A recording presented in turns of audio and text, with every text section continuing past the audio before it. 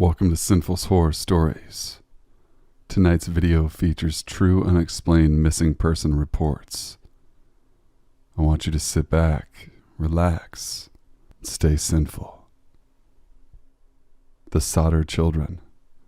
On Christmas Eve, December 24th, 1945, a fire destroyed the Sodder home in Fayetteville, West Virginia. At the time, it was occupied by George Sodder, his wife Jenny, and 9 of their 10 children. During the fire, George, Jenny, and 4 of the 9 children escaped. The bodies of the other 5 children have never been found. The fire was blamed on faulty wiring. However, one of the jurors involved in the inquest had, at one point, threatened George Sodder, saying his house would be burned and his children destroyed. The Sodder continued to question the official findings about the fire. They wondered why, if it had been caused by an electrical problem, the family's Christmas lights had remained on throughout the fire's early stages, when the power should have gone out. A telephone repairman told the Sodders that the house's phone line had not been burned through in the fire, as they had initially thought, but cut by someone who had been willing and able to climb 14 feet up the pole. A missing ladder belonging to the Sodders was found at the bottom of an embankment soon after the incident. A man whom neighbors had been stealing a block and tackle from the property around the time of the fire was identified and arrested. He admitted to the theft and claimed he had been the one who cut the phone line, thinking it was a power line, but denied having anything to do with the fire. However, no record identifying him exists. And why would he have wanted to cut any utility lines to the Sodder house while stealing the block and tackle has never been explained.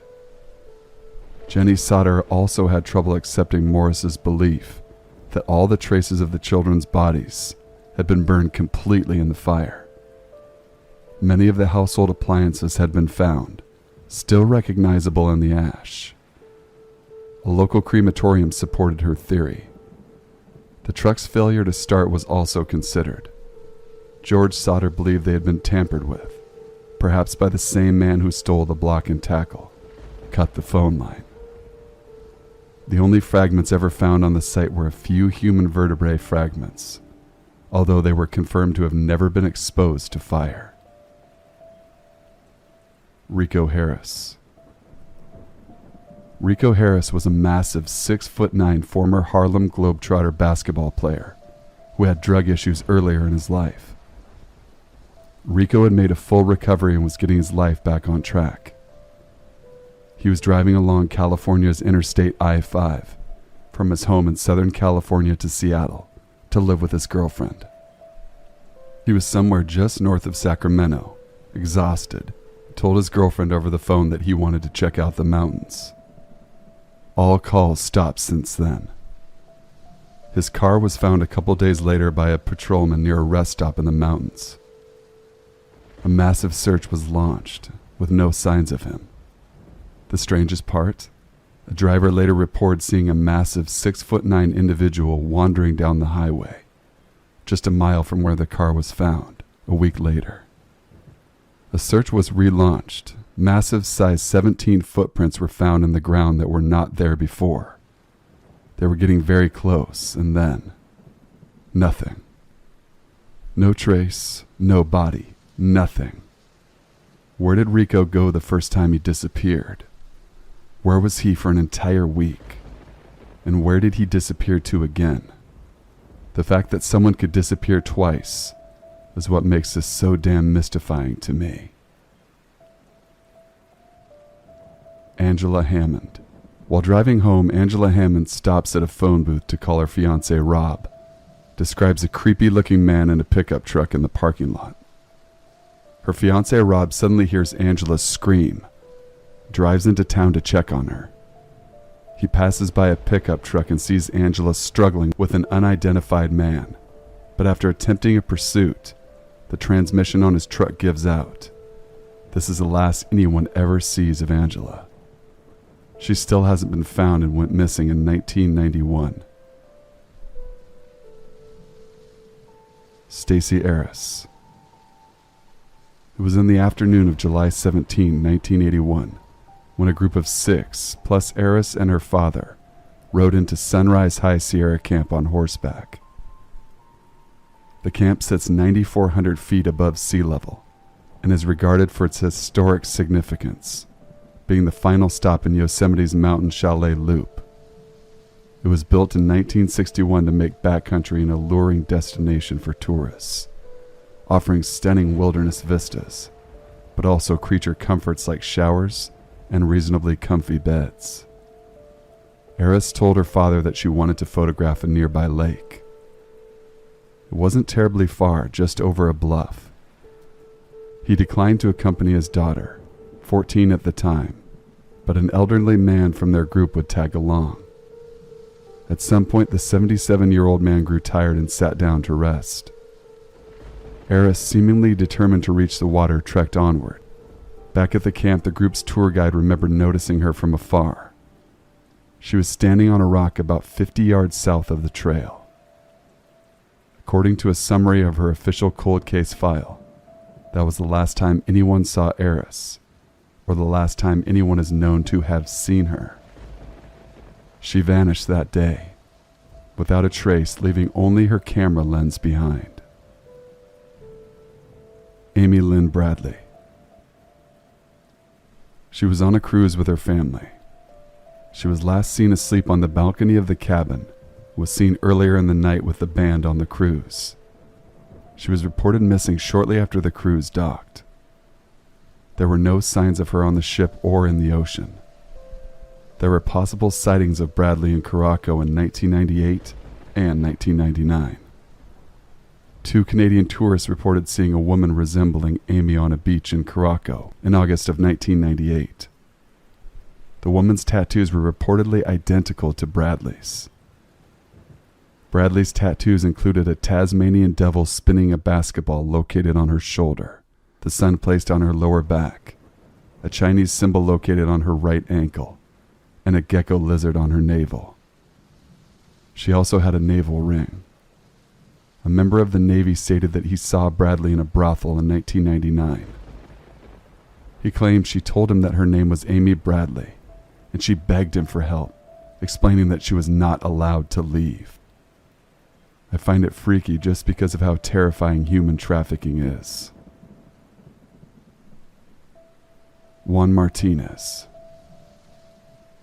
Juan Martinez disappeared while on vacation with his mother and father, who was a truck driver.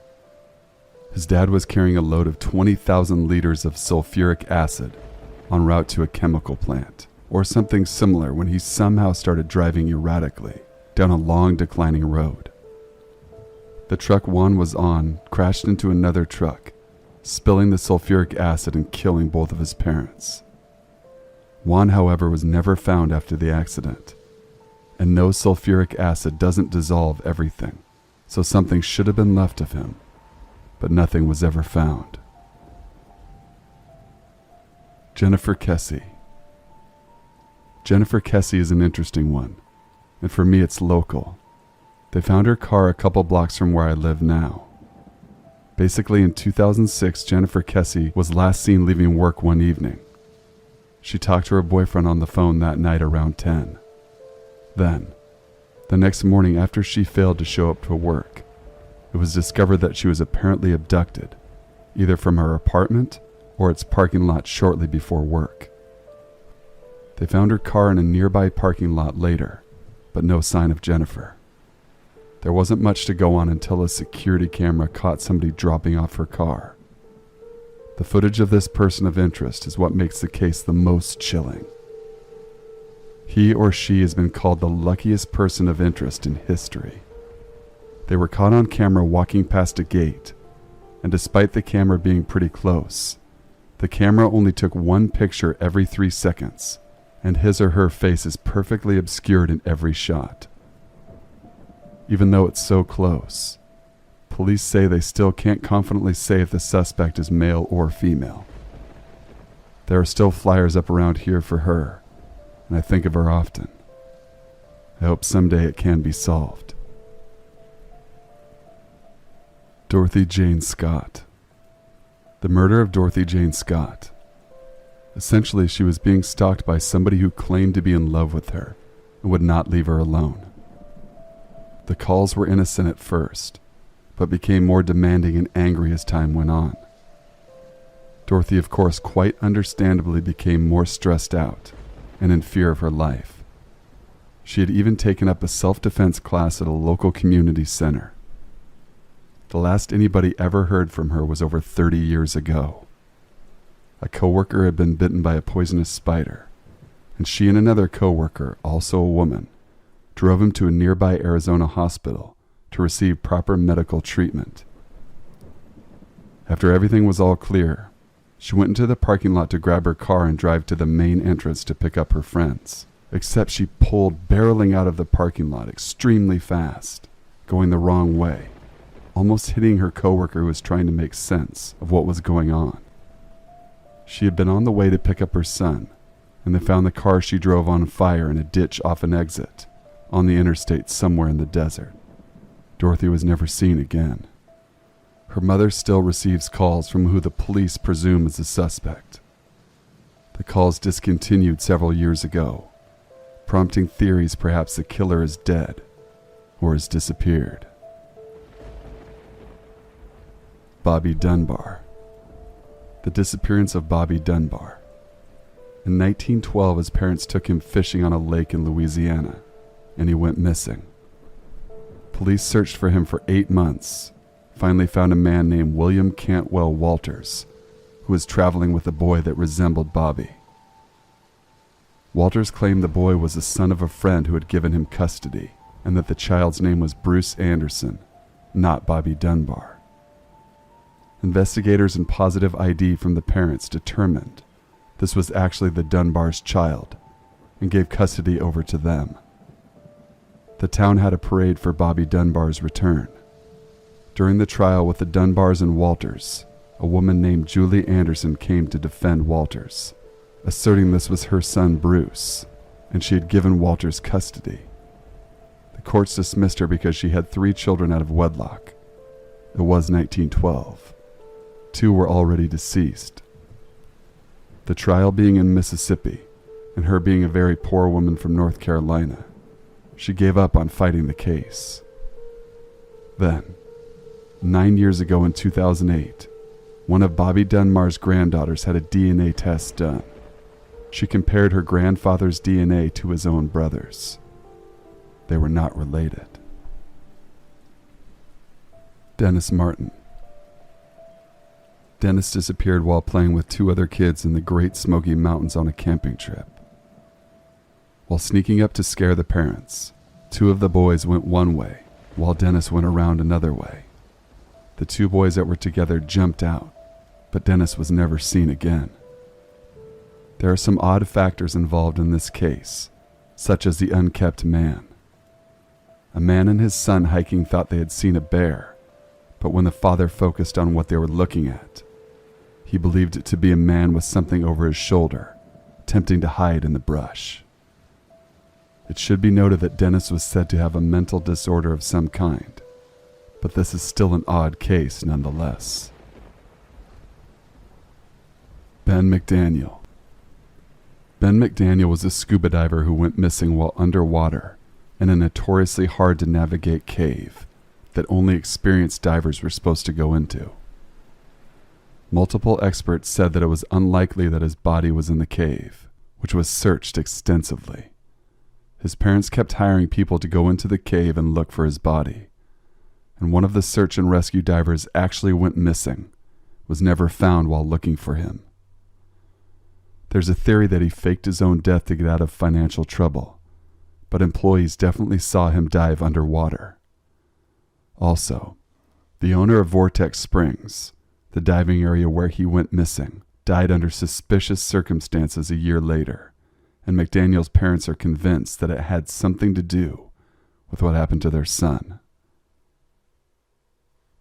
The Lost Boys.